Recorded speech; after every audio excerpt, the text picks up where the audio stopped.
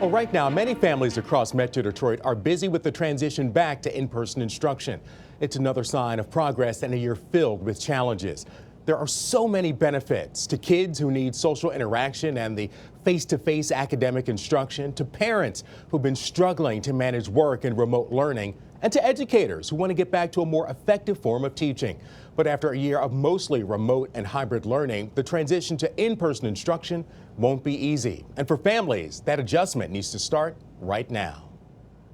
Students across the state are slowly going back to the classroom. That means getting up, getting dressed, and getting out the door to school. No more rolling out of bed and jumping online for virtual learning. High school senior Ellie Ahmed says sleep is already hard enough to come by. Do you feel like you guys get enough? No, I don't feel like I get enough because I'm always so busy doing schoolwork. During virtual learning, teens have been staying up late, but getting up later too. I think it's going to be a really rough first couple of days of back to school. Dr. Terrell Bravender of CS Mott Children's Hospital in Ann Arbor says left to their own body's sleep schedule, teens typically sleep from 11 p.m. or midnight to about 8 or 9 in the morning. But school interrupts that schedule, and the 5 or 6 hours teens are getting often isn't enough. We still are impaired in terms of our learning, in terms of our reflexes, in terms of our mood. Bravender says teens should start moving up bedtime by 15 to 30 minutes a night in the week or so leading up to in-person school. And when making that adjustment, don't take a nap.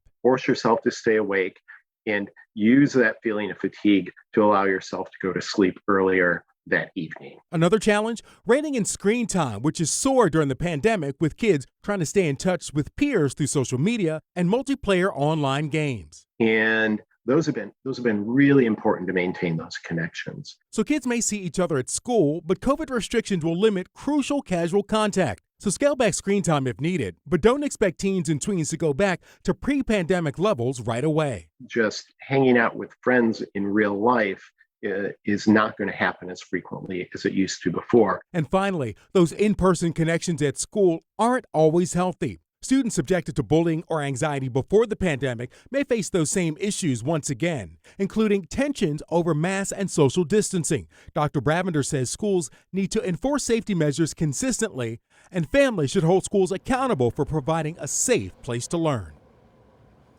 Now, according to the Sleep Foundation, getting enough sleep can improve teens' mental sharpness and boost academic achievement, physical development, and emotional health, which we know is so important. We also know teens are more likely than younger kids or even adults to engage in risky behavior. The Sleep Foundation says the right amount of sleep can lower risky behavior in teens and reduce the number of accidents and injuries. It's so important.